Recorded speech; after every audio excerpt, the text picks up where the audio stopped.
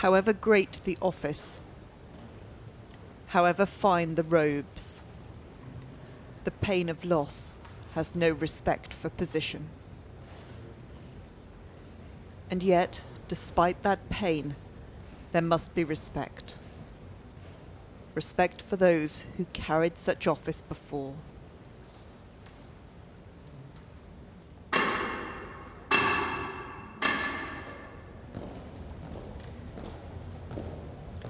The striking of the stick on the stone floor heralded a change in the guard.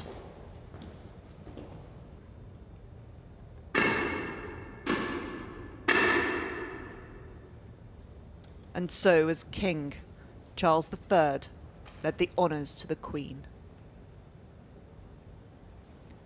As her son, he led the honours to his mother. On his face, an indication of which of those roles bears the greatest weight now.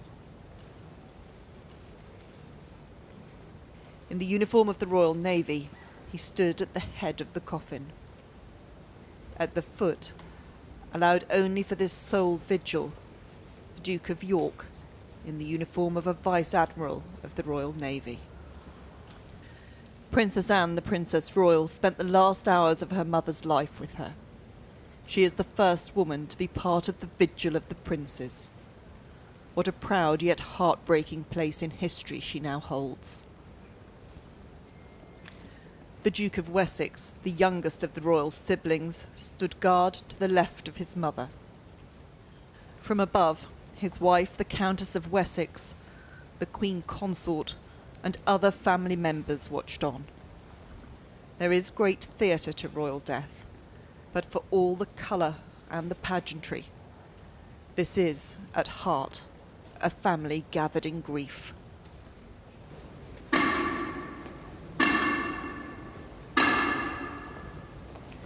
For a little over 10 minutes, the family stood guard until the double tap from the officer of the watch signalled the end of their vigil.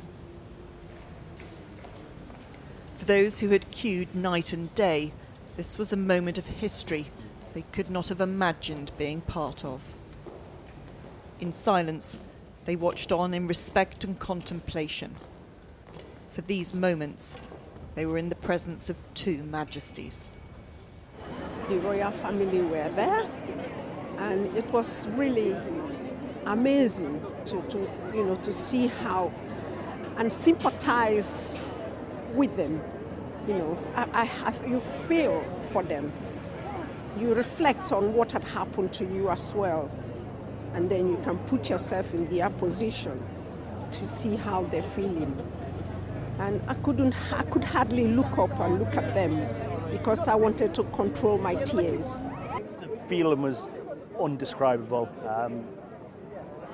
Having stood in the queue for so long and have a perfect moment to pay my own homage to the Queen, but also to the family that was there, my new king as well, was just spectacular.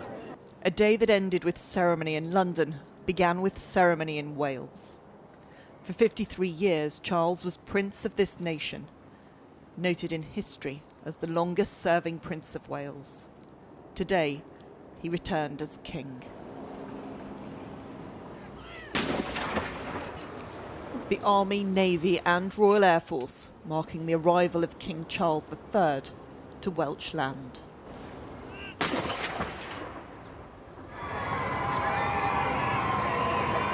Along the streets of his new kingdom, flags of the Union and flags of the nation were raised in welcome for the king and his Queen Consort. In this country that he's held in such affection throughout his life, hundreds turned out to return that sentiment.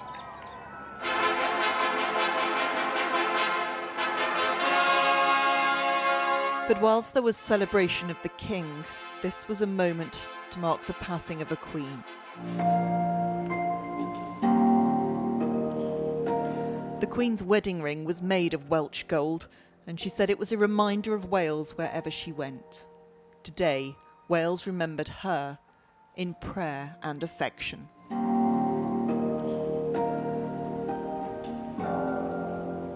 Dear friends, we have come together this morning to give thanks to God for the life of Queen Elizabeth II. Here in Wales, we join with the whole United Kingdom, the Commonwealth, and with people across the world to grieve her passing.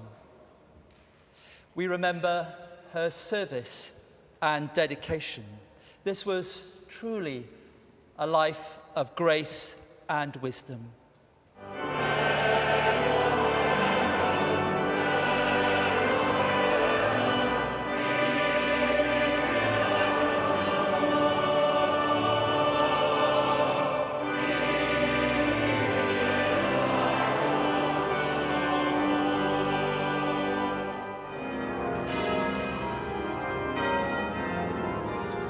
This was a day of ceremony, but it was also a day for subjects of the realm to meet their king and queen. For some, the detail of protocol was lost in the excitement of the moment. For others, it was a chance to look forward as well as back. "You'll be a wonderful king," this well-wisher told the new monarch. And then it was from church to state for the official motion of condolence from the Welsh government. In the Senedd building, opened by the Queen in 2006. Today, there is a sense of transition in Wales.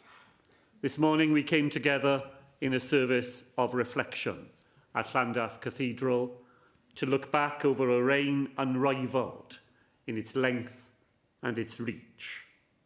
From the King, a thank you in English and the Welsh he learned studying in Wales. Llywydd, Prif Weinidog, aelodau o'r Senedd. Diolch o galon I chi am eich geriau caredig. I am deeply grateful for the addresses of condolence which so movingly paid tribute to our late sovereign, my beloved mother, the Queen. And it was to that beloved mother the Prince returned, to do his duty as king and son, to honour a monarch and a mother in her final days of majesty. Emma Murphy, News at 10.